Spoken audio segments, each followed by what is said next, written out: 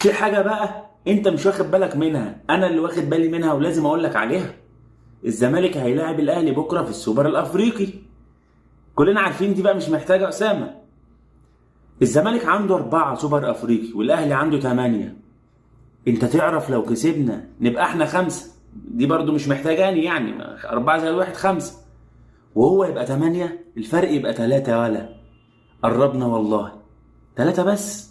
السنه الجايه ناخد كونفدراليه في سوبر افريقيا يبقى الفرق 2، والعجله تمشي فرق 1 هوب لضمنا معاه في السوبر الافريقي. انما لو الاهلي كسب يبقى هو 9 واحنا 4، ضرب 5 فرق. انت متخيل؟ 10 20 سنه ضوئيه عقبال ما نوصل للاهلي تاني. فكون ان هو يكسب علينا تحس ان هو نط نطه كبيره سودا، زي نهائي القرن. نهائي القرن كنا 5 نبقى 6 وهو 8، يا لهوي نبقى فرق 2. هو كسب بقى 9 واحنا 5، فرق 4 دبل. بكره السوبر الافريقي كده، بس ان شاء الله مش هيتكرر نهائي القرن، وهنكسب السوبر الافريقي كزمالك،